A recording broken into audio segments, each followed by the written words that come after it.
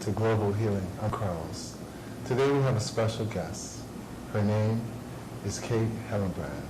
She's a tattoo artist, a shaman, a person who changes people's lives, a person that actually tattoos an image on your body, and you will experience something new, renewed, brand new. The art of tattooing is ancient, and some people don't even know where it started. But today we'll have an actual person to explain this to us. Kate, please, tell me about tattooing. Well, tattooing probably is the oldest art form. Really? Based on scientific evidence, they believe that tattooing began during the first social groupings, right, when people about 50,000 years ago began to cluster together in clans or tribes. And rather than inscribing things on walls, they believe that they started with the body first. Really? Mm-hmm. And that it's the second oldest, or that pottery is really the second oldest art form, decorating pots. But decorating the body was probably first human art form. Well, how did you get involved in tattooing? How did I personally get involved? Yes.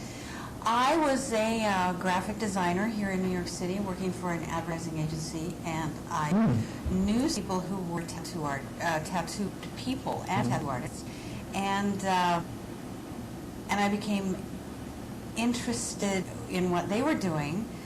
And the Museum of Folk Art in 1972 was a freelance client of mine as a graphic designer, and I discovered they were going to do a show on tattooing in the future.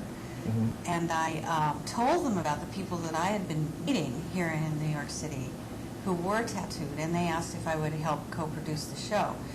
Consequently, I became familiar with the people who are considered to be the best in the West for their artwork, and so their thoughts on the business.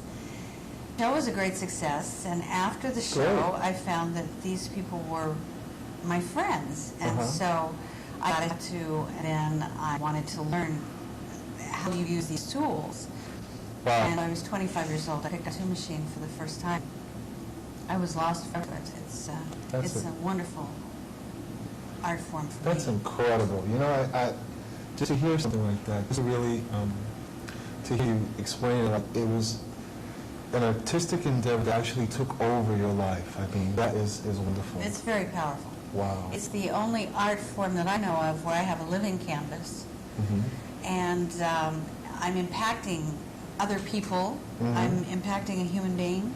I'm changing their lives forever. They'll always remember me. And I'm actually entering their body. It's an art form where I actually, it's very intimate. It can be an extremely intimate kind of procedure. Right. Tell me, everyone has all these things tattoo, and there's so much phobia behind it.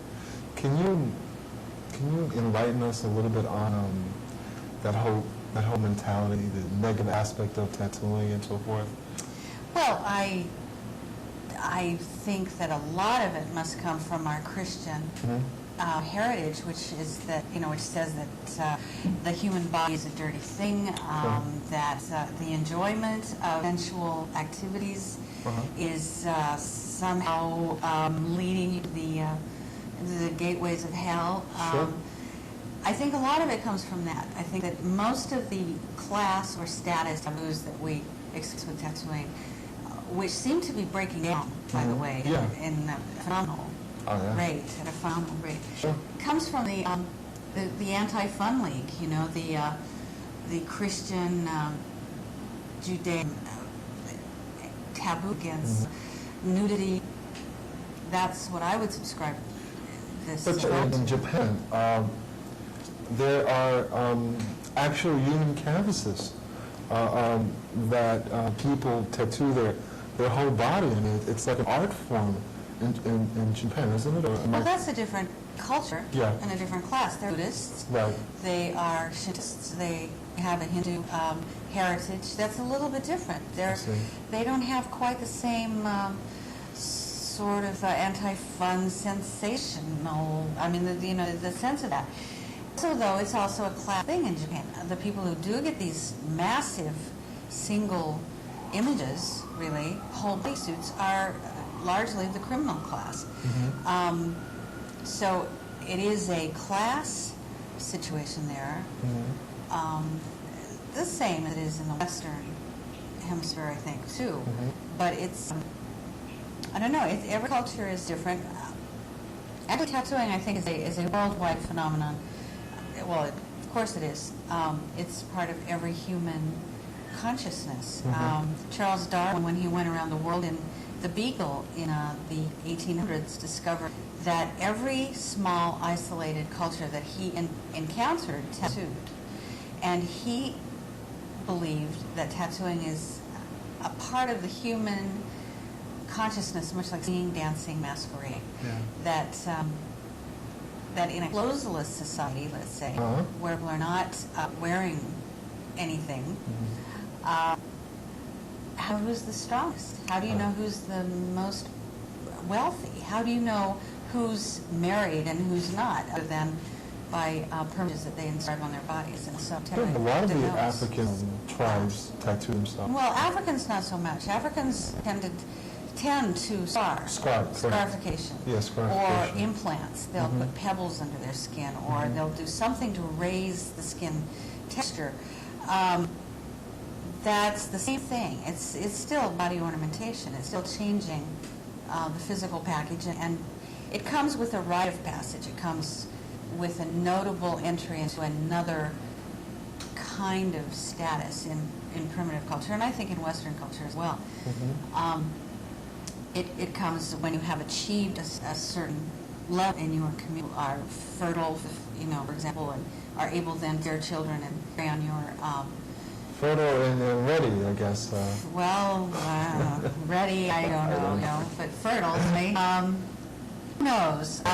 But if you meet certain levels in warriorhood and warrior preparation, these are other rituals that incorporate permanent body ornamentation. Can I ask you something? No. Does tattoo hurt? Tattoo hurt? I mean. Yes, of course they hurt. Yeah, yes, we're. But I know that being a tattoo is almost like a euphoric experience. I mean, can you explain that? I mean, it's someone told me that their endorphins shoot. They're feeling all this juice, all this energy, all this.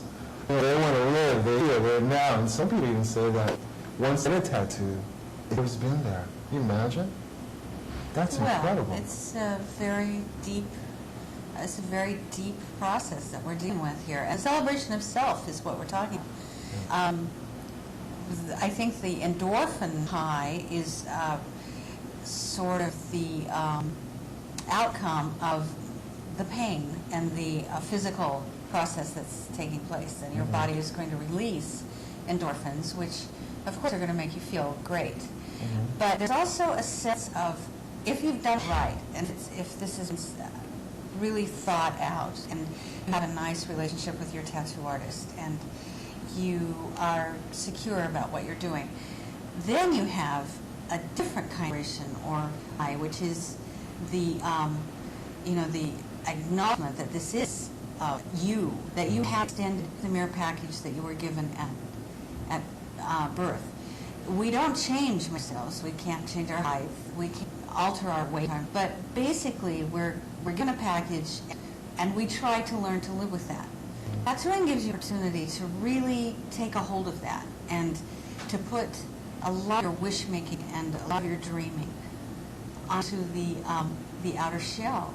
And every day you look at that image, and it's a reaffirmation of who you are and what you're about and what your goals are. Of course, visualization. Visualization, yeah. It's really interesting. This leads me to think that tattooing can be somewhat, as the Americans call animal medicine, or medicine, kind of like what they call bear medicine and elk medicine, and kind of they want you to put onto this animal, and then this animal coming to you. It's almost like changing, shifting. That's exactly what tattooing is about. Wow. Tattooing is taking images that you feel are going to give you elements that may enhance you or that you may feel are missing or that are just attractive to you. For example, the earliest records of tattooing really are frozen mummies that we find periodically in the scientific community. And they're inscribed, these frozen bodies. Right. Egyptian. They are inscribed with images of power. They're inscribed with lions and desired prey. And those elements that really these people wanted to incorporate into themselves and enhance themselves with. And that's still what tattooing is about. When you have a biker come in and get the Grim Reaper and skulls and some of these more, dramatic images, Right. you're dealing with somebody who's really wanting to project an image of control and power and fear. Yeah. You find women who come in and want, flowers and softer things. There's just, that's a lot of what it's about, is incorporating such as onto you, expanding yourself. Get a nice skull, pretty good. It almost seems like in this age where this ink has existed, but so many young people are getting tattooed, and not only young people, but upper middle class, the baby boomers, in fact, are getting tattooed more than ever. You can see down the beach, you can see down the block, everyone is exposing their tattoos. Now, why is this all this new resurgence of tattooing? I mean, can you help me? Can you help me? Well, I don't know that it's. I've never been slow in my business. Right. There have always been groups of people who have tattooed in a big way. Mm-hmm. From the time that I started in 1972, I've always had more work than I'd ever. I think that you said something that's very key here, and that is that people are exposing their tattoos for the first time. It's not a secret that Madonna's wearing underclothes. All of crib booing and fun, moo league has all sort of fractured now. People are not, the society's completely changed. And people are showing their bodies a lot more. They're much more open. They're much more honest about that. And I think that they're freer. And so, consequently, laymen look at this as maybe all of these people getting new tattoos. And it does feed the business. And MTV feeds the business. And every time someone gets a tattoo and has their photo taken, it feeds this. But they're freeing of the general society. And that's why all of those people who have been getting tattoos for years are now suddenly showing them. Not all the tattoos that you're seeing on the boardwalk are brand new. Some of them are maybe 5, 10, 15, 20 years old. They've always been there. They just haven't been seen because they've been covered up, because people have been shy and reticent about showing this work, because there has been so much negativity about it. Well, we talked about the artwork,